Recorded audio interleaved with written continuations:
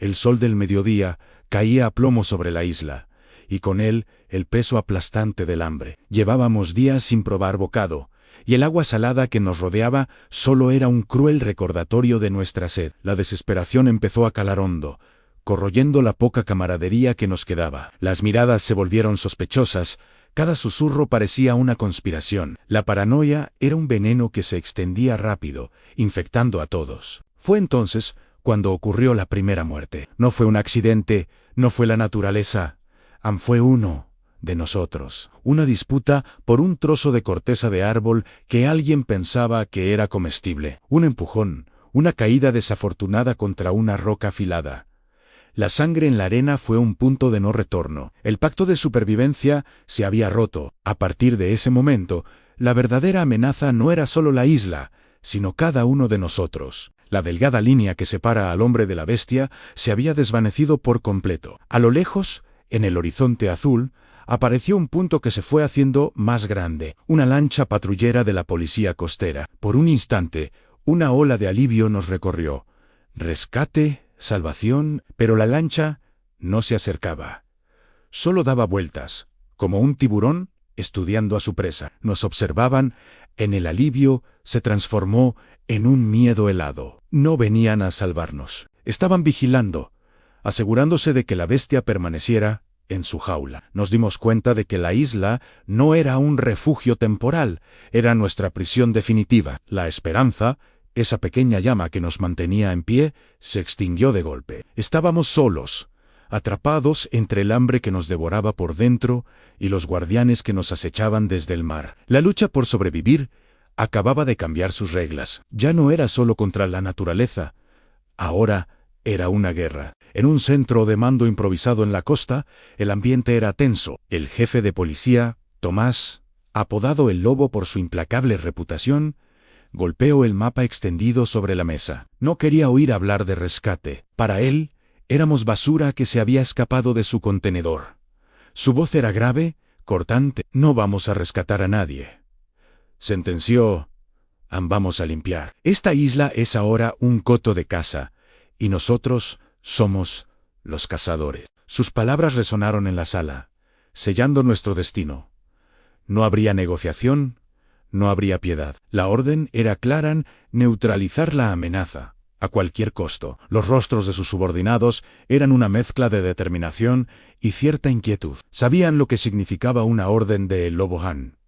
La operación no sería un arresto, sería una exterminación. Se preparaban para una guerra en la jungla contra hombres desesperados, y el lobo estaba a punto de soltar a sus perros. Al amanecer del día siguiente, la isla se convirtió en un infierno tecnológico. Helicópteros negros como la noche descendieron, depositando equipos de fuerzas especiales en puntos estratégicos de la costa.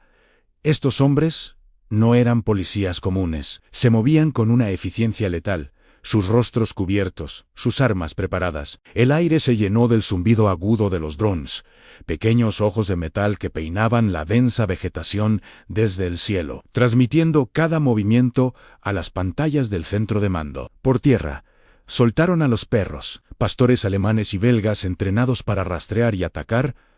Sus ladridos resonaban como sentencias de muerte en la selva. Además, desplegaron una red de sensores de movimiento y térmicos en los senderos clave. La isla, nuestro supuesto refugio, se había transformado en un tablero de ajedrez electrónico y mortal. Cada árbol podía ocultar una cámara, cada sombra un sensor. Tomás, el lobo, no nos estaba dando ninguna oportunidad. Nos estaba cazando con la precisión de un cirujano y la furia de un depredador. Cada paso que dábamos, cada respiración, era monitorizada. Estábamos atrapados en una jaula inteligente diseñada para aniquilarnos. La presión era insoportable. El hambre nos debilitaba, el miedo nos paralizaba y la tecnología del lobo nos acorralaba. Fue entonces cuando la lealtad se quebró. Uno de los nuestros, un hombre llamado Ricardo, al que todos creíamos un compañero, desapareció durante la noche. Al principio pensamos que se había perdido o que había sido víctima de la selva.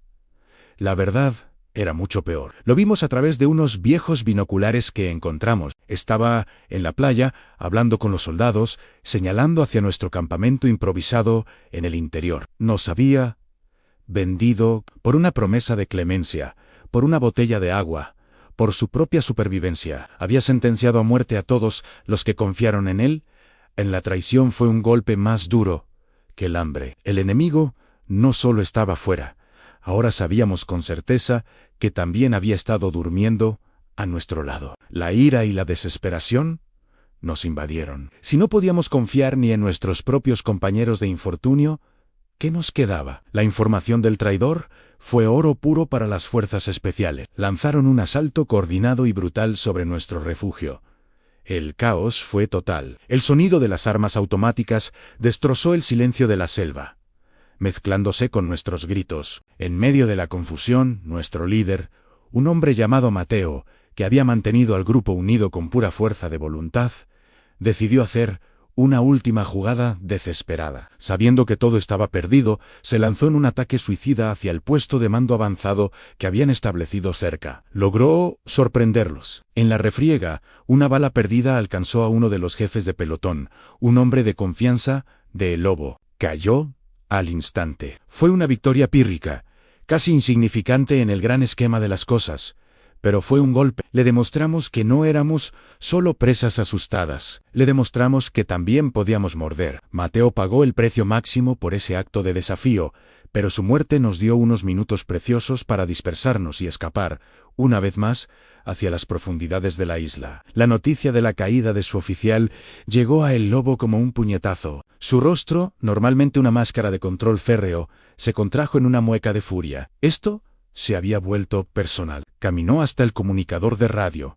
Su voz ya no era fría y calculadora, sino un gruñido cargado de veneno. La orden que dio a través de las ondas fue breve y escalofriante. Se acabaron las contemplaciones. La nueva directiva es clara.